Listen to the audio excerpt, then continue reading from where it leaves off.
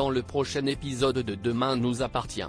Tandis que Loïse prend la place d'Adèle, Romy fait une annonce à Ryan. En parallèle, Camille et Nathan s'incrustent à la soirée d'Halloween. Attention, les paragraphes qui suivent contiennent des spoilers sur l'épisode de Demain nous appartient diffusé demain soir sur TF1. Si vous ne voulez rien savoir, ne lisez pas ce qui suit. Mardi 31 octobre dans Demain nous appartient.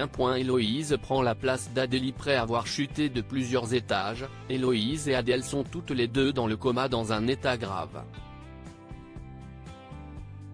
Malheureusement, il est impossible pour les médecins et Bart de différencier les jumelles. L'une d'entre elles est entre la vie et la mort. En effet, le scanner a révélé un hématome sous-dural et des lésions importantes. Son coma artificiel va donc être prolongé. L'autre sœur devrait quant à elle se remettre rapidement puisque sa chute a été amortie par le corps de sa jumelle. Au commissariat, la police a tout essayé pour identifier les sœurs de Villeduc. Signes distinctifs, empreintes dentaires, empreintes digitales et même appendicite. À part attendre qu'elles se réveillent, ils n'ont strictement rien. Plus tard, Aurore convoque Cléa qui avoue que Loïse lui a demandé d'accuser Valère et de droguer Bart. Cependant, elle n'a rien qui puisse permettre à la police de récolter les empreintes de Loïse. À l'hôpital, Bart ne cesse de faire des allers-retours entre les deux chambres. En effet, le gérant du Spoon scrute la moindre respiration, le moindre détail ou grain de beauté entre les sœurs Villeduc. Malgré tout, il reste incapable de les différencier. Victoire tente alors de le rassurer et se dit certaine que les choses seront différentes quand Adèle se réveillera.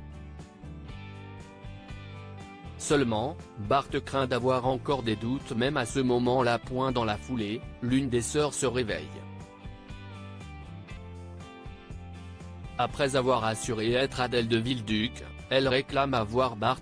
Immédiatement, la capitaine Jacob se rend à son chevet et lui demande de lui dire quelque chose prouvant qu'elle est bien Adèle.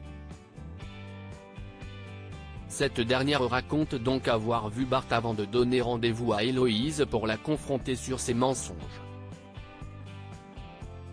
Elle ajoute également que sa sœur a avoué avoir tué Teddy et Fabio pour les empêcher de la contrôler. Quand la police est arrivée, Héloïse l'a entraînée sur le balcon avant de la tirer dans le vide. Elle précise toutefois que sa sœur n'a pas cherché à la tuer. Selon elle, elle aurait agi de façon impulsive pour qu'elle ne soit pas séparée. Pour Bart, il ne fait désormais plus aucun doute que la personne qu'il a en face de lui est bel et bien Adèle. Néanmoins, la jeune femme restera sous surveillance policière. Comme elle souhaite voir sa sœur, la police lui retire ses menottes. Adèle se dirige ensuite seule vers sa sœur. Si tout porte à croire qu'il s'agit de la compagne de Bart, c'est en réalité Héloïse qui a échangé sa place avec Adèle pour éviter la prison. Romy fait une annonce à Ryan et Jacques et Ryan ont passé la nuit ensemble. Tandis qu'ils passent une matinée enlacée, Romy appelle Ryan. En effet, elle est rentrée de Toulouse mais son fils a oublié d'aller la chercher à la gare. Heureusement, Karim est là pour s'en occuper. Par la suite, Romy et Karim vont au Spoon pour boire un café.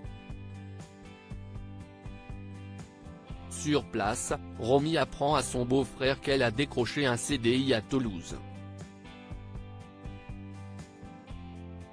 Une offre qu'elle a bien évidemment acceptée. Elle a d'ailleurs commencé à regarder les annonces immobilières pour s'installer là-bas.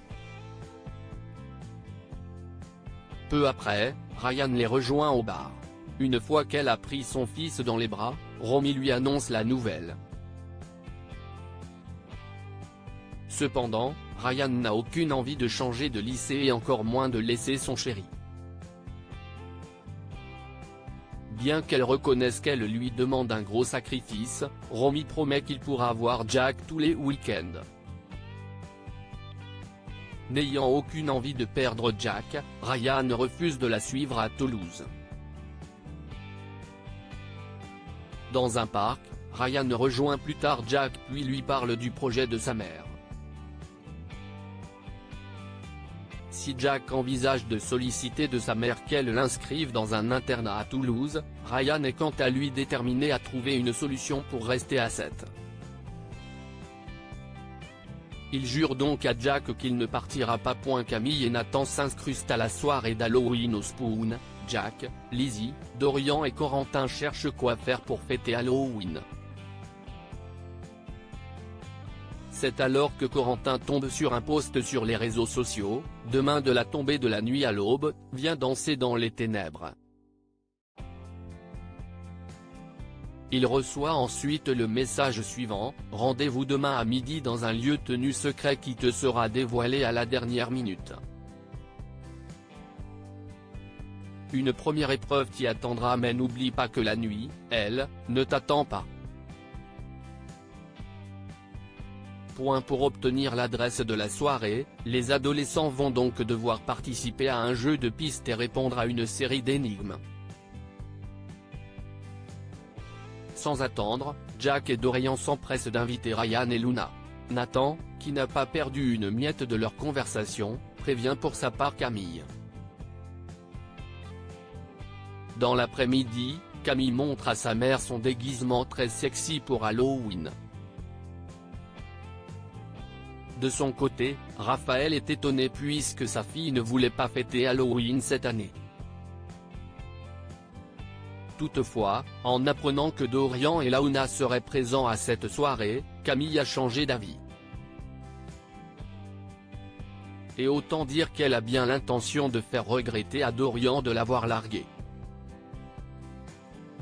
Consciente que sa fille est malheureuse depuis sa rupture, Raphaël lui conseille de laisser du temps au temps. La soirée d'Halloween va-t-elle se passer comme prévu ?